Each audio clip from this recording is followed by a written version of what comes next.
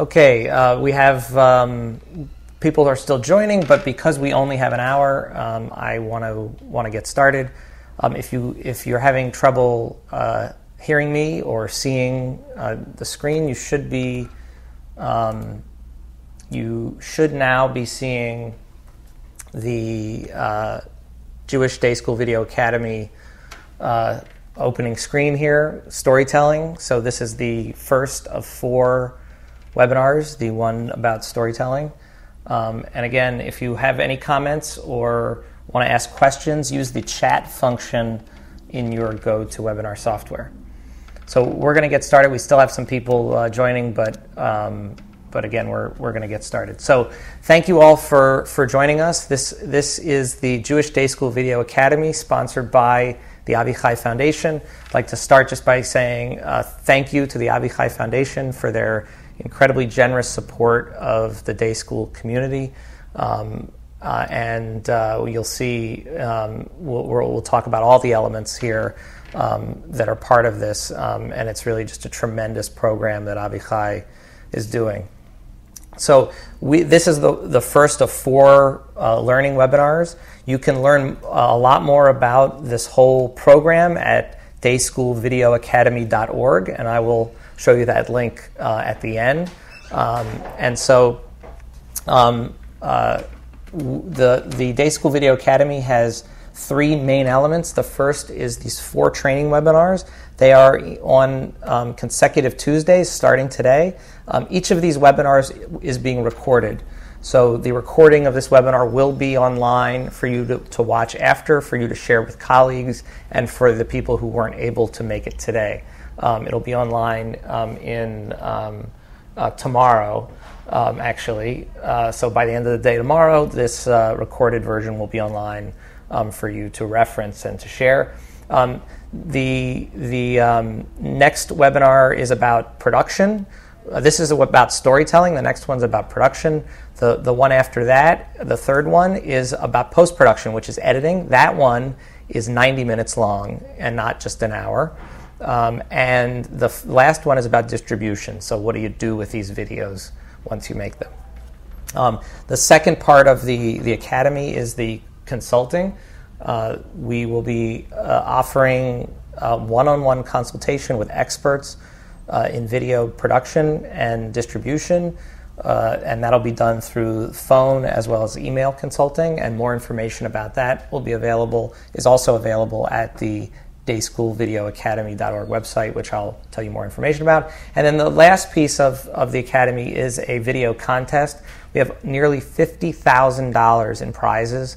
There's going to be judged prizes as well as People's Choice Awards, so for public voting, as well as a prize for participation. So any eligible day school that participates in the webinars, takes advantage of the consulting, and enters at least one video into the contest, will receive, the first 100 schools will receive a participation prize, which is a flip-style video camera. So that's also just a tremendous gift just for participating. So let's get started.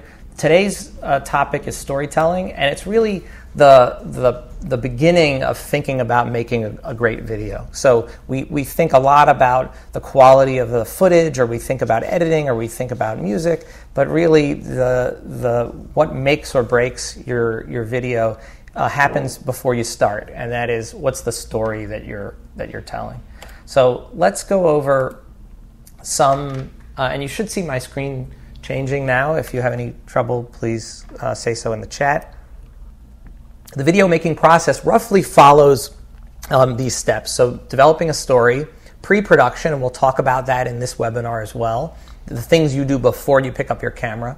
Production is the shooting part. Post-production is the editing part. Distribution is how do you get that video out. And audience engagement is how do we activate the people that are watching our video. What do we do with those people? So I want to thank the Solomon Schechter Day School of Metropolitan Chicago for the photographs that we lifted off of their website here on the right, and they're one of a great model of schools that are using online video effectively and increasing their use of online video. And you could see their site at schechter.org. So I want to talk about story development at the beginning. So there's a lot of different types of videos, and different types of videos have different types of stories that go well with them. And what we know is that we don't have to make every video, and I'm going to repeat this several times during this webinar today, but there's a lot of focus on the intro video, the one video that talks about our school and tells you about our school. But really what you need to be thinking about is creating a portfolio of video content that goes through the life of your school in many different ways. And it's really the aggregate of all of those video assets that will bring your school to life. So it's not about one video. And in short online video, often the small, simple stories with memorable moments are the things that resonate with people, that create an emotional resonance, and that are the kinds of videos that people share. As you know, there's lots of content online. Just endless amounts of streams. Our email inboxes are full. There's videos everywhere. Facebook and these other sites have just crowded us with all kinds of information all the time. So so thinking about making small, short, memorable things is something to think about. So one of the things that we're going to try to do today is learn the tools of story development, which will allow you to be nimble in creating different kinds of videos. Some of what I'm going to talk about today, for some of you, is going to seem very basic, I think, and I think that's it should, because the basic principles of telling good stories is something I think that's very inherent in our beings as humans. It's something very connected to our history in general, as well as our history as Jews, and so it's the kind of thing that we should know intuitively. But actually, walking through the steps, thinking about the steps, can actually help you become much better at making video. So while it may seem simple, making sure you go through these simple steps is something that can make your video products much better. So some of the things to consider here when you're making your video, and I'm just going to read down this list. You can see it, but what's the goal? So that's important and often isn't talked about. What is this video designed to do? And sometimes I think people put too much on one video. This video is designed to get people to enroll in our school. Well, is the video going to do that by itself, or is the video going to help with a bunch of other things? And then if that's true, then what's the video's particular role in that? So really thinking about what could this video really do, and I think it's important to put appropriate expectations on that work. And because if we put inappropriate expectations, if we think that we're going to get 1 million views and we're going to get $1 million in donations from this video, we're setting ourselves up to say, well, that's a failure. So let's really understand what this can do for us and what we're trying to make it do, so we can set, again, appropriate goals and hopefully measure those goals. Did it do what we thought it was supposed to? The second question here is really about audience. Who's your ideal audience? So who's this video for? Sometimes a video is for lots of different audiences. Often it's for one particular audience. The more specific you are, often the better the video product is. If you try to be all things to all people, often that waters down your messaging, it waters down your material, it makes you include lots of other things, and then you took something that could be interesting, very interesting to a smaller group, and made it a lot less interesting to everybody. And so that's something to think about. Then once you know your audience and your goals, what's the best story that supports that goal? And then who are the best people to tell that story? So that's all really about making your video. Then the questions are, how are we going to use this video? What are we going to do with it? How are we going to distribute it? Who's going to see it? Where are they going to see it? And also thinking about the action. What do we want people to feel when they see this? And what do we want them to do? And if we want them to do something, whether it's to like us on Facebook or give us their email or fill out an application or show up at an event, is the action available to do in the place that they're seeing the video. So that's important, and that'll get talked about more in the distribution webinar. But if you imagine seeing something on YouTube, it's very hard to do anything on YouTube other than watch another video on YouTube. So again, you have to make sure that the actions that you want people to take are available to be taken in the venue that they're watching the video. So this webinar, we really designed it for clarity. We have a lot of people. There's 150 people on this call right now. And so everybody's situation is unique to some extent. And so we've designed this for clarity. And so the idea here is not that this is something that you have to follow exactly, but you're really to understand the tools, and then you can sort of mix and match. But all the questions that we're going to go over here, all the processes, all the steps, are things that you should be included in your work, but you may choose to include them in different order. You should be flexible, but again, by asking the right questions, by preparing, you're going to have a lot better product at the end. So let's go back over those goals that we were just talking about. The steps. So one is identifying the goal and the audience. What are we trying to do here? Is it to give parents who don't get to come into our school buildings as often as they would like a glimpse into the daily life of the school that they don't get, to reinforce their decision that they made? Is it to get people excited about an event? Is it to get prospective families interested? And then creating a clear and simple story around that, and identifying the characters and the people who are going to illustrate that story. So it's not just telling the story, right? This is video, and video is different than, let's say, writing an article, because there's something we can show. And so one of the things that should be in the front of your mind as you're thinking about video is, our goal here is to show and not tell. So how do we show this? This is the idea we want to get across. Is there a way to show it and not just talk about it? So going back to think about the goal, we have to ask ourselves, some key questions. So, and one of the things is starting about, what do we want people to do? So is the goal to donations for enrollment? Is it to get alumni to affiliate and stay in touch? Or is it something like making parents feel good about their choices? One of the things that I learned in the advertising industry is that often automobile commercials, when you see those BMW commercials and they show that beautiful road out there and all this high style and those kind of things, a lot of what that's about is reinforcing the choice to the people who already own that brand of car, and saying to them, you're this kind of person. You're the kind of person who drives a BMW. We want you to think of yourself as that kind of person. So if you look at car advertising, you can see a lot of that.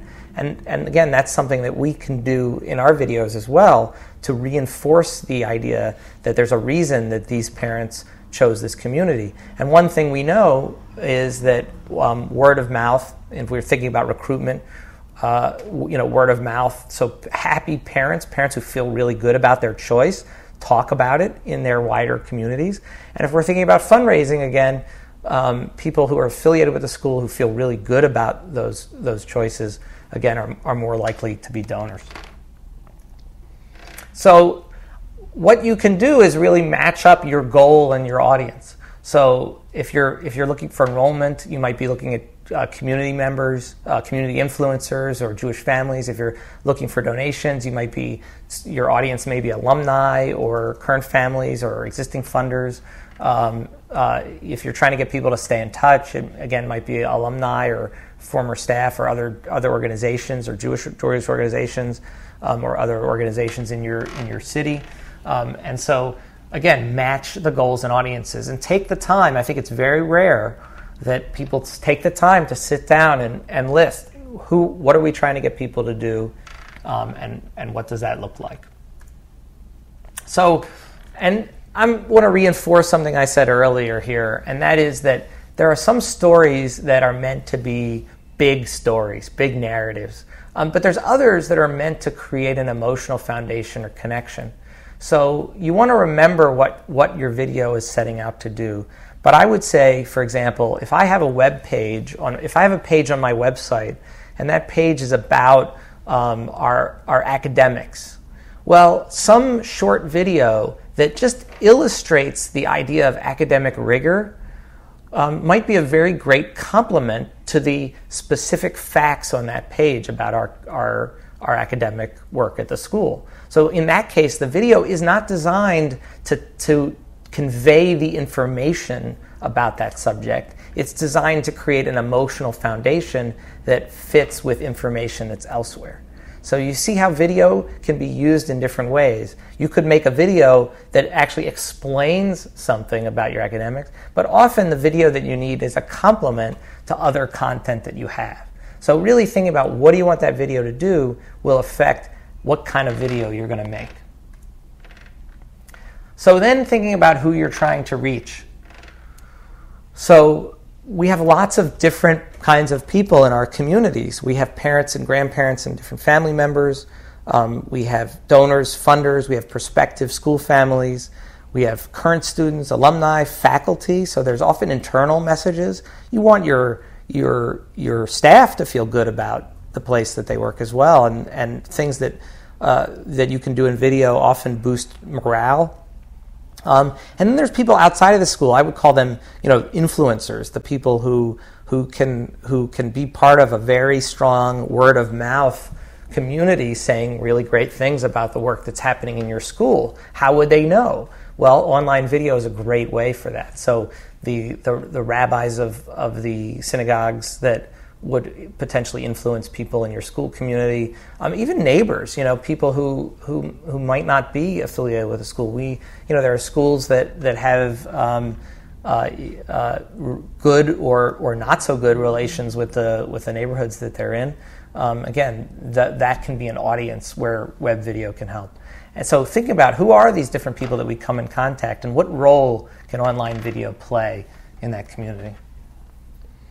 So I want to just take 1 second and pause for 1 minute and put up a poll, because I'd like to know a little bit about you, the 150 plus people on this call, really what experience you have with this, so that we have some idea and actually can help us adjust the levels of the webinars that we're doing after this, as well as the consulting. So the poll that you should be seeing right now is about your experience with online video. The poll software here only allows us to answer to have a couple choices there. But if you'll just take a minute, because I don't want to spend too much time out of our material, but if you take a minute and share with us, that would be great.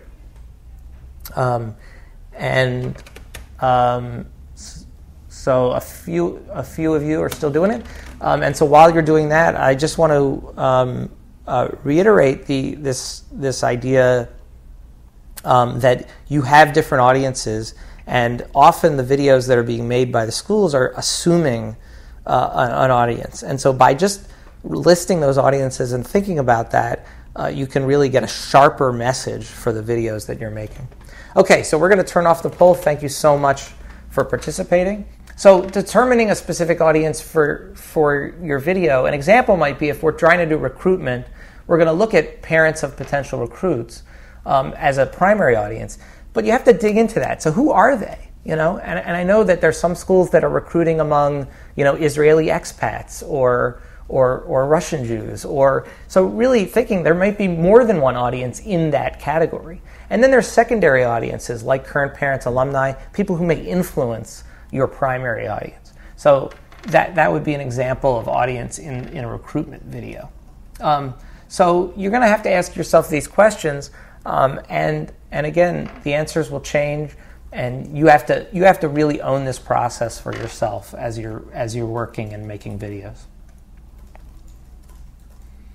So let's move to story. So thinking about now that you have an idea of your goal and who you're trying to reach, what do you want to say, and how do you want to say it? And so this is important. So what do you want to say is about the messaging. And I'm going to talk a little bit more about that in a minute. How do you want to say it is, how are you telling the story? So some types of video stories that you can tell, you see this long list here: documentaries, a day in the life of something, something about social justice or social change, biographies, alumni interviews, something that's first person, a testimonial, recording of an event, some kind of historical thing. So there's lots of choices, or theme-based things is really interesting. So, what are 5 different examples of collaboration at our school that cross different ages and different types of things? That would be very interesting. So thinking about this, and one of the things you can do is when you have an idea for a video, run it through this list and say, what would this video be if we did it as a documentary? What would it be if we did it as an interview? What would it be if we created some connected theme? Is there an event connected to this? So this helps you hone your thinking, because you may say, I didn't think of it that way. I originally thought of going out and shooting it this way, but when I looked at this list, I thought, this would be great as a testimonial or as a documentary. So there's lots of possibilities. That was just a list to get you thinking. And so you can use different ones at different times. So when you go back a year from now and you have dozens of videos that you've created in the last year, and you say, wow, let's look at all those videos, you should see a mix of styles. You should see a mix of lengths, a mix of styles, a mix of tone that's really appropriate for whatever the goal of that video is and the audience that you were trying to reach. One of the things that I think trip up a lot of folks who are not professionals and who are working where this is not their main job, which is going to be almost all of you, is to make things too complicated, to try to fit too much in. And sometimes that's because you have constituencies in your school that say, well, you got to include this and you got to include that. And the truth is that simple stories often work the best, especially when we're looking at short videos. So if you have a goal and it's focused and you have an audience that's focused, thinking about what is the simple story, which is the one character or the few characters. So sometimes, in a school, as I said, there's constituencies who will say, you can't leave them out. Well, if we're going to do the 3rd grade, we got to do the 4th grade, those kinds of things. And so I would say as the producer of your video, or a production team of your video, resist that. Try to say, well, how narrow could we make it? And what would it look like if we did that? And if you need to include something else, well, maybe that's a different video. Maybe there's an overview video and then there's something that's more of a narrow story. So it's, again, important to think simply and focused. Those are going to be the things that are more engaging. They may be more engaging to less people. And so, again, it's more important to go deep than wide, right? It's more important to engage very well a smaller group of people than to not engage very well a larger group of people. So one of the ways that we can focus our messaging is to ask a question. So if we're going back to that recruitment piece and we thought about our audience, and our audience was, let's say, the expat Israelis or certain kinds of people in our recruitment example, well, you have to ask yourself a question. One question you may want to ask yourself is, why do these parents decide to send their kids to Jewish day school? And so this is actually not just related to video, it's related to all of your marketing. Sort of marketing 101 here is some research. What do we know about the community of people and why they act? And how do we segment that? And so that's something really worth doing if you don't do that on a regular basis, to poll your community, to have questionnaires that are related to registration materials, and to do interviews, to do exit interviews with people who leave your school, to really understand. So the better you understand the leverage points, the ways people make decisions, the easier it's going to be for you to choose different goals, messaging for your video. So another question might be something like, why are the values that come from day school education important in today's world? So how would you address that? And how would you illustrate that? And not only how would you talk about it, what would you show, right? Again, we're talking about video. We're not talking about writing an essay. So what would visually represent the values that are important, and why are they important now? is the kind of focusing question that you can ask. So again, the good video answers these questions in a visual way.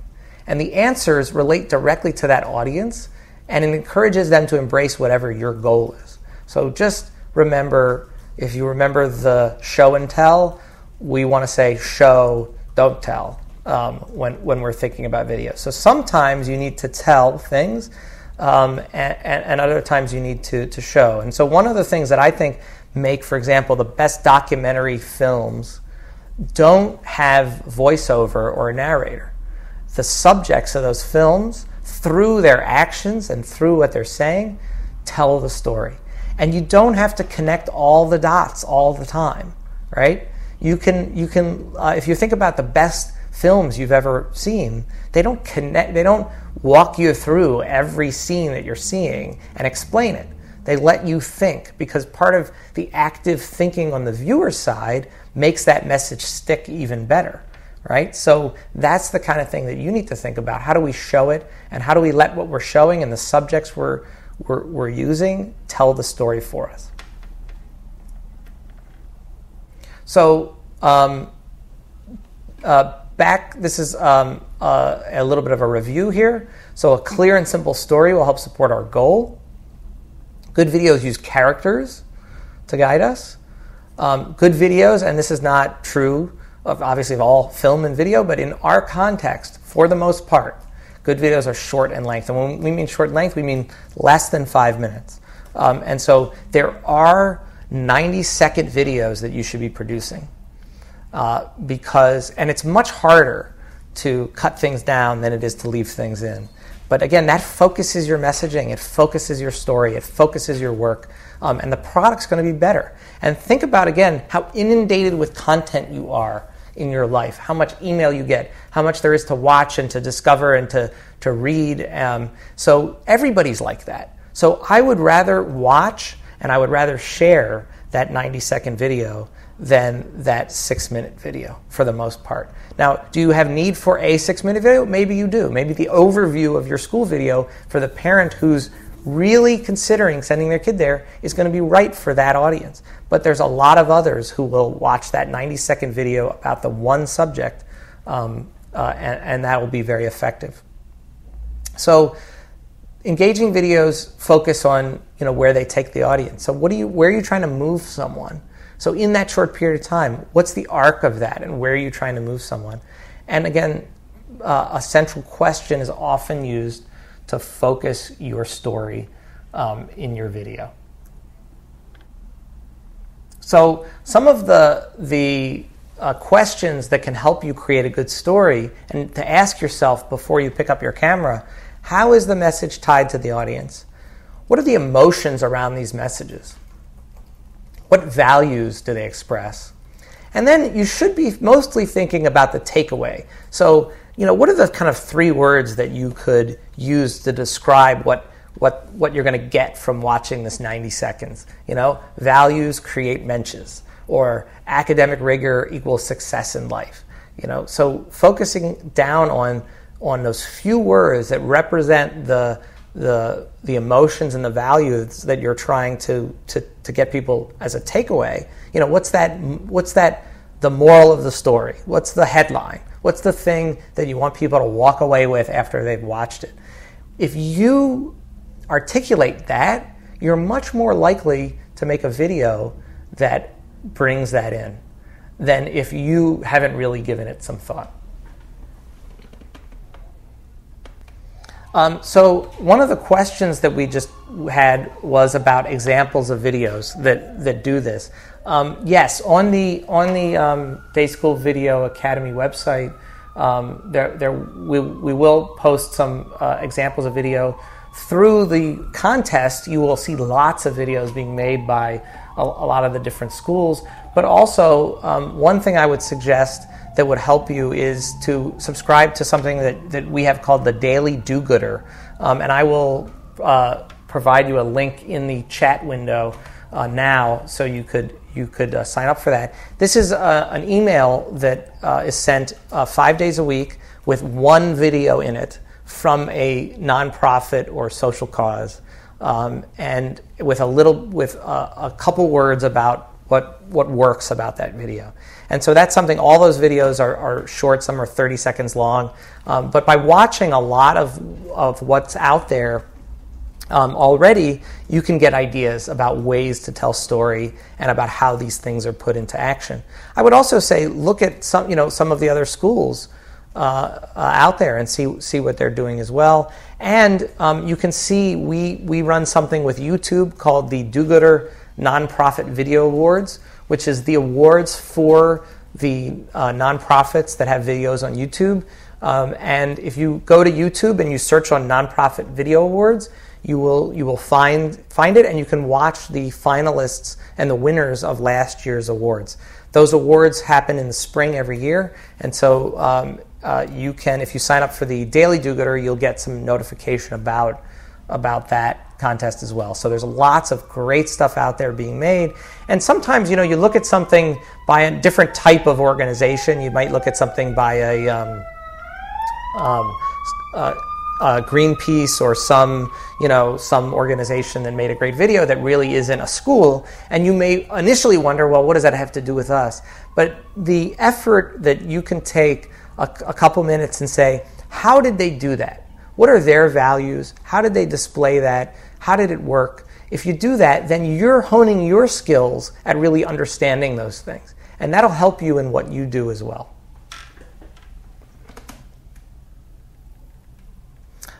There's a question about posting video to a private YouTube channel. I think that there's a webinar. The fourth webinar is all about distribution, and so we'll talk a lot about those issues there. But I think the most important thing is, who's your audience, and how are you going to get the video in front of that audience? If your audience is a more general one, if you really want to talk to a wider community, private channels is probably not a good way to do that, because you're excluding anybody who isn't already a member of that community that you're trying to reach. So those are things that you should think about. There's been a lot of questions about the issues around safety and children, and there will be a lot of information about that subject on the dayschoolvideoacademy.org website. But in general, you do need permission to have people in your video, and that should be, for most schools, a blanket permission to have images used in marketing that is part of your registration materials and the like. But it's a good policy never to use the names of children in those public videos. It's fine to show children in videos. If you go on YouTube, you'll see lots and lots and lots and lots of videos with children in it. It's not fine to identify those children specifically in some way. And so if that's the concern around privacy, again, I think there are ways around it, and for it to work. Okay, so moving on. So then we talk about character. So who are the best people to tell the story? And so often I see in day school videos, in school videos, period, the big picture. Here's the whole assembly. Here's the whole class. But imagine a story. If we showed an assembly of kids singing, that's great, right? And there's a value to that for the parents and for the grandparents and family to watch it. But imagine a different kind of video that could come out of that. Imagine telling the story of one first grader and their attempt to learn the words of the song. And you shot them 3 times. You shot them with your camera the day that they're introduced to it, and they're struggling and they're getting the words wrong. And then you shot them at one of the late rehearsals where they're sort of starting to get it, and then you shoot them at the event. And you just weave those things together, and you tell the story of that one kid and their arc of change that happens in that video, right? So that's a powerful, engaging thing that's more interesting to a lot of people, potentially, than just here's the assembly video. So finding the character that represents the story. You want somebody who's comfortable on camera. You want somebody who, if they're speaking, and they're going to be speaking on camera, will respond in a clear voice with concise answers. So you can do editing, but often if somebody didn't say what you really wanted, your messaging, in a concise way, it's often hard to piece it together to get what you want. Charisma.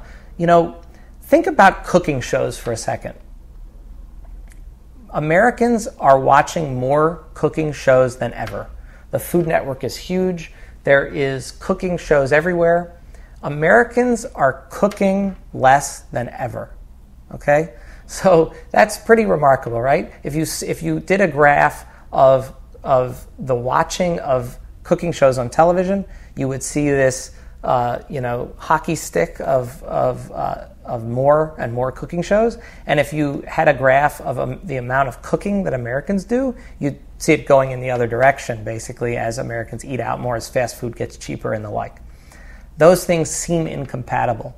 But once you realize that people aren't watching cooking shows for the recipes, then they're not incompatible. They're watching cooking shows primarily around the personalities. So you think about those cooking shows, those competition shows, the ones with the chefs who have temper tantrums. It's all about the personalities, right? So if you think about that, think about your videos. It's the personalities. Who are those people in your community? Who are the students? Who are the teachers? Who are the administrators? Who are the grandparents who have that charisma? You say that person should have their own show. Well, you have an opportunity to give them a show. And maybe it's a 90-second show that'll be the one video that you do. But I know that all of you know who those people are. You know that grandpa who picks up the kid every week, who has this bright smile and engages all the kids around them, right?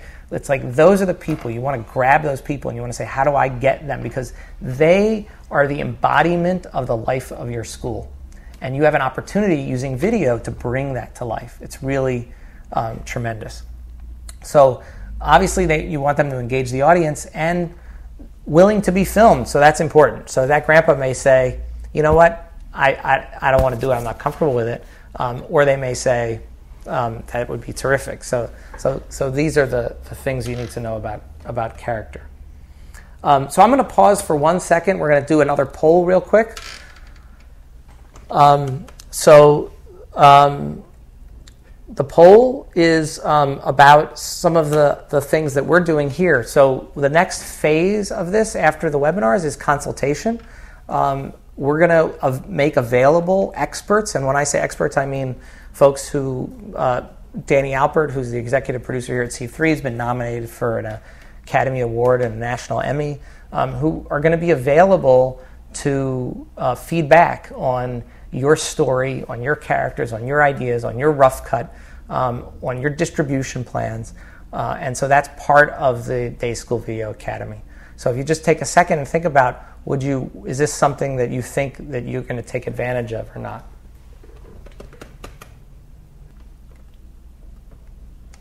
So again, let's go on.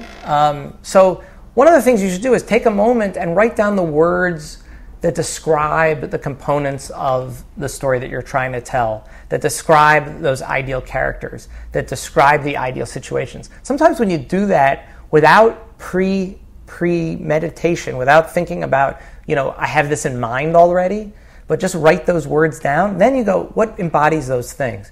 I'm looking for this type of person. You go, oh, I know who that is, right? Or you share that with other people in your school community, and then names, people, ideas, stories will come out that you just haven't thought of yet. So an engaging video presents the viewer with characters in which they can identify and relate to their own lives. So again, people want to see themselves in your story to some extent. And so the struggle, again, to learn the words is the kind of thing that somebody can relate to. Parents who've discussing or showing, how they live and how their choices and their values relate to their decision to send their kids to your school. Again, those are things people can relate to. So you want people to feel, hey, this video is really about you. It's this story, but it's about you. And that's what we identified, right? When you go to a great movie, there's struggles that character has, there's feelings that you relate to, right? It's like, my life isn't like that, but I'm relating to that situation. They're putting a character in a situation, and that character has to rise to the occasion, and I can relate to that. So also they make you feel something, and they speak to some kind of human truth. So again, these are just some words that I put out here for you to think about. Showing love, pride is a great one for schools. Faith, hope, empathy. How are we getting those feelings out? Community, peoplehood, tradition, excellence, respect. Again, these are the kinds of words. Are these what we want to get at? Which of these things are we trying to do? How will this do it for us? So they leave you with a feeling, but they also help you understand something. So understand something like academic rigor and nurturing community coexist at our school, right? That could be to understand something by watching this video. Or something much more narrow. The new science curriculum is awesome. That's something much more narrow. So we create videos through this that we identify with. And our audience then identifies with our story. And what happens when they identify with it? They do the action that we want and they share it. So now that we have the basic goal, I want to talk about some elements. You need to think about elements that support the story. And often that's called B-roll. And this is about what are we seeing on the screen that helps support the idea around the story that we have. So if we're trying to show a certain kind of feeling, what imagery shows that feeling? Often folks who are new to making video only shoot the people talking or the people where the action is. So one of the things you need to do to make better video is use what's called B-roll, which is the video scenes, which can even be photographs, that you may use an interview as your narrative for your entire video, but you only show the person talking a couple times, and over their talking, you're showing other scenes that represent the words that they're saying. So thinking about what is that footage that's doing that for you. So remember, this is video, right? We want to show and not tell. And again, that's important. It's so easy to start to tell something on video, but we would much rather show it. How do we show it? So kinds of things that can also support a good story. Location. Maybe a certain kind of location would be better for the kinds of feelings and messaging that you're trying to get out. Other kinds of things about senses. So thinking about images, sounds, music. Music can make a big difference. There are available ways to get music that's licensed. We see a lot of people on YouTube using commercial music, but often you can have music that even in your music department or that your choir or group in your school can provide, or even make. Think about that as a project as well. Imagine having some music in your school being created specifically for a video as a way to get people involved. Conflict and challenges is another way. So is there a tension here? Is there an arc? Is there a hero and a course that somebody had to go through? So those are the kind of things, again, that become more interesting. And that can be something simple, like a science experiment. Back to the idea of science experiment. It didn't work. We had to do something else to make it work. That's some tension in an arc. And that can be small story or that can be big story. It can be, the challenges of somebody with a learning disability and how it's overcome. I mean, there's lots of things that make good stories. Change and development. So again, that story idea that I told you about the kid learning their lines. Well, that's development, right? That's something that they went through, and there's an arc to that story. So thinking about that can make your video much better. So you want to find a balance of these elements. Everything doesn't have to have it. So the best short videos don't add too many, right? They focus on one or two of those things with one or two characters and not try to pack too much in. So thinking about images, you want to start thinking about those visual images, and one way to do that is what's called a shot list. And a shot list is a way to write down the things that I want. I want to have a picture of kids walking in our school in the morning. And so I'm going to set the camera up and capture that and use that inside the video somewhere. So writing down those shot lists as opposed to just taking your camera and doing whatever. Again, it's like anything that you do. Planning, thinking it through, you're going to have a better result. So in that recruitment video, for example, we may say we want a wide shot of students walking in with all smiles and excited to face the day. We might also want a close-up of a student who's engaged with their teacher. We might want to have some pieces of different kinds of school events happening. So think about wide shots, medium shots, and close-ups as a way to imagine the different kinds of shooting that you want. So in terms of video length, when I talk about short video, generally I'm talking about less than 5 minutes long.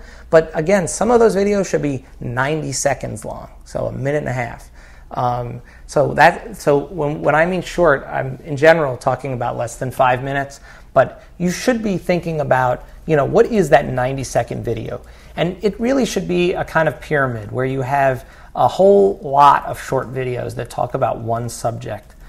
So you can have a video that just says, don't forget that we're having our event, our gala dinner, coming up. And that can be 20 seconds long, okay? And that's a video that you may need to make. Or to just show a compilation video of the best of something. Could be 60 seconds long. So there's a variety of lengths for a variety of purposes. So in terms of the camera and equipment issue, I want to just say off the bat, we've had some questions about what kind of equipment and what are your needs and where do we get equipment. And I just want to say, there really today is very little an equipment excuse not to be making videos. iPhones, people are making feature films with iPhones, okay? The video equipment is everywhere. Most still cameras shoot video now.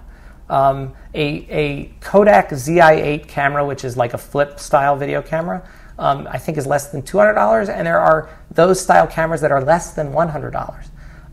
All the new smartphones shoot video.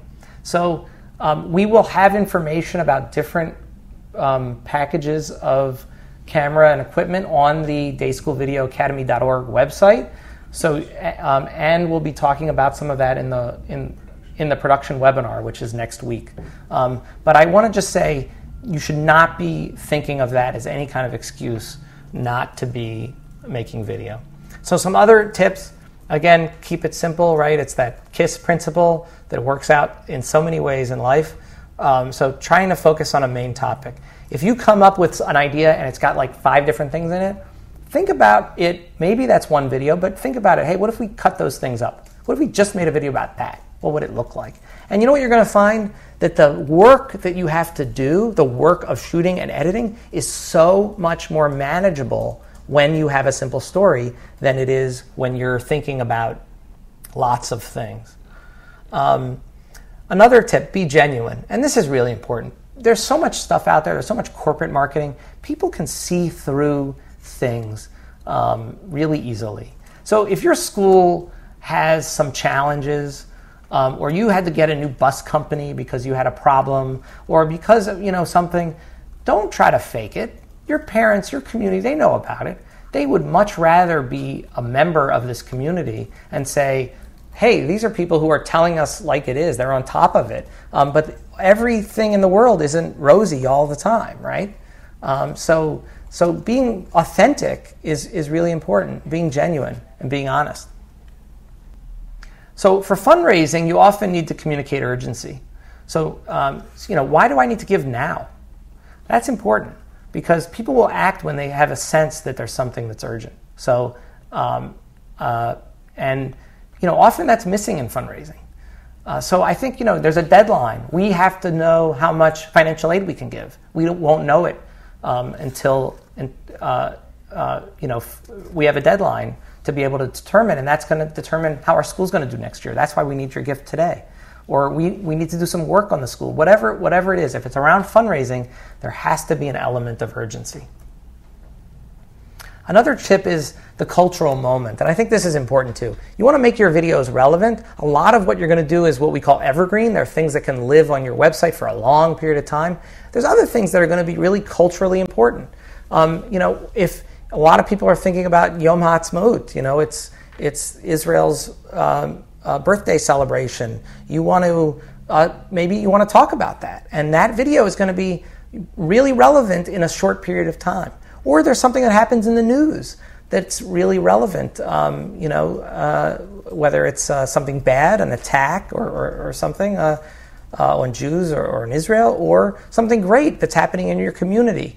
If everybody in the world or everybody in your world is talking about something, that's often something to leverage as you're making your video.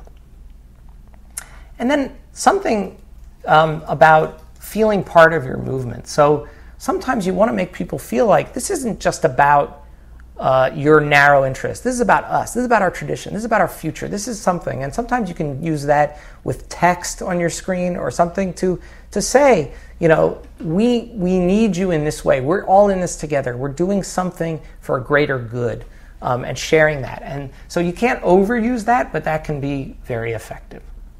So just to review really quick, here, an engaging short video has a clear goal, a story that represents the message, compelling characters, a defined audience. The video identifies with the audience. You have to think about that supplemental footage that supports the story, and clear action. What do you want people to do once they've viewed it? So storytelling is just the beginning, but it also goes through your entire process that you're going to be talking about. You're going to need to think about storytelling when you do production. You're going to need to think about storytelling when you do editing. And you're going to need to, again, go back to those goals when you think about distribution. So I want to just spend a minute at some of our remaining time here to talk about pre-production. And pre-production is really the prep part of this. And then I'll respond to some questions if you have them. And if we run out of time for questions, we will put the answers to questions on the dayschoolvideoacademy.org website, or as well, there's a Facebook group which you can find out about at the dayschoolvideoacademy.org website, where again we can post questions and answers if you're on Facebook. So pre-production is that phase before you pick up the camera, right? And there's some things that you should be thinking about. One is the outline. So what do I want to make? What's going to be the arc of this video? What do I think it's going to be? And in the end, it may not turn out exactly as you wrote it down, and it probably won't. But by writing it down, it makes you think about it more. Interview questions and practice. So if you're going to do an interview, don't just go in and say, oh, I'm going to interview you. Think about the questions. Read the questions out loud. That'll help you much better understand how they're going to be seen. And then the shot list. The shot list is really important because in the end, if you go into your editing process and you go, oh, I didn't get a shot of the front of our school and I needed that for this video, then it's going to be much harder to go back and do that than it was if you just did it at the beginning. So thinking about images and scenes, bringing things to life, this is not writing essays, this is visual, so you need to think in a visual way. Then another part of pre-production is thinking about who's going to help you do this. Is this just you with a video camera, or is it a crew? Can you get some help if you need help with lighting or sound? If you have an external microphone, it often helps to have an assistant who will make sure that people stay quiet out of the room. Those kinds of things. Thinking about them. Scouting location. Again, often you want to do an interview and it's not quiet there because you didn't really think about it in advance and you just tried to find some place. So again, thinking more in advance is going to help you. And creating a schedule. And with video in particular, I would say everything takes longer. So allow time and then add some more time. Getting familiar with your gear, right? You don't want to have the critical video that you're going to make be the thing that you is the first time you picked up your camera.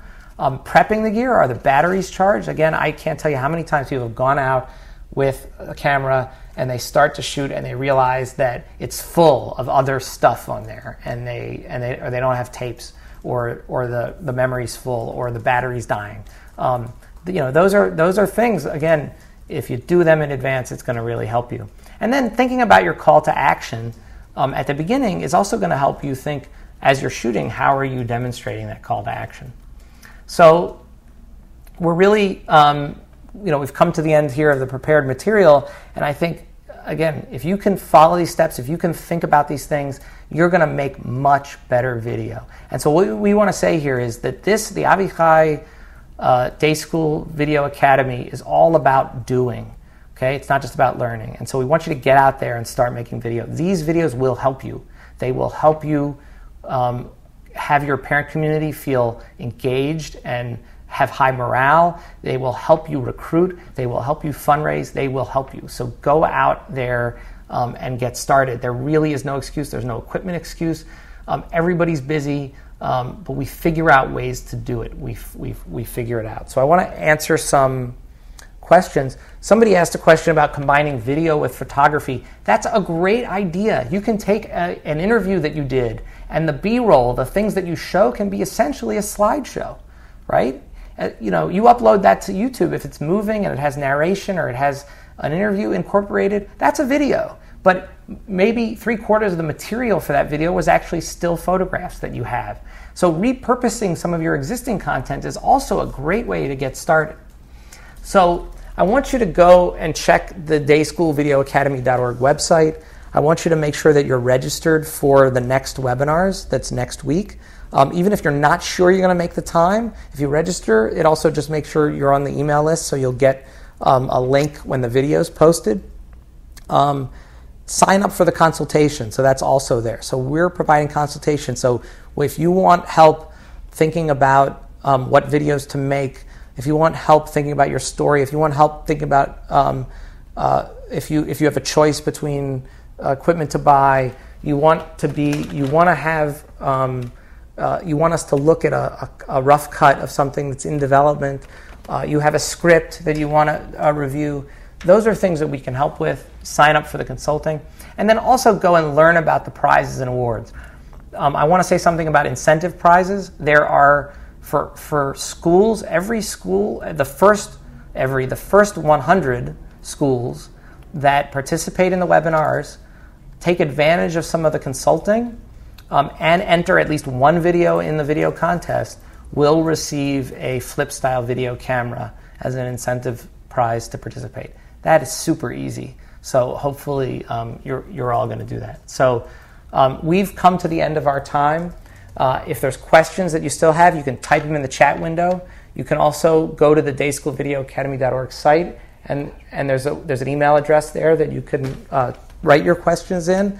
And really, please spread the word to your colleagues, to your school community. We're inviting alumni, parents, teachers, administrators. Everybody in your school community is invited to participate in these sessions, because you can often, every school almost has a parent or 2 or 5 or 10 who love taking video, right? So the ones who are always at those assemblies with their cameras, tell them you're going to give them some terrific access to really terrific training and development in exchange for some of their help in making some video that helps your school. That seems like a great trade-off to me. So again, thank you so much, and again, thanks to the AVI CHAI Foundation for this. If you have 1 minute, we're going to do one last poll, and it's really about the contest. You probably haven't given this much thought, but if you're thinking about it right off the cuff, what would you say in terms of making a video for the contest? Remember, the contest will only be open to videos that you're making from now, okay? So we don't want you to enter that intro video that you made last year. We want you to enter the kinds of things that we're talking about, the kind of things that you're going to be able to enter. So I'm going to leave this up for 1 minute, and this concludes our webinar. And again, thank you all for participating. More information at dayschoolvideoacademy.org. You can email, you can ask questions, and again, we appreciate your involvement.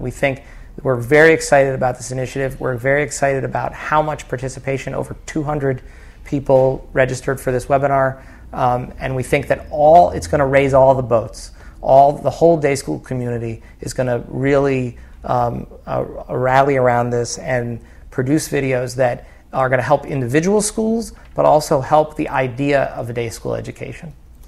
So again, I'm Michael Hoffman, the CEO of See3 Communications, and thank you so much for participating.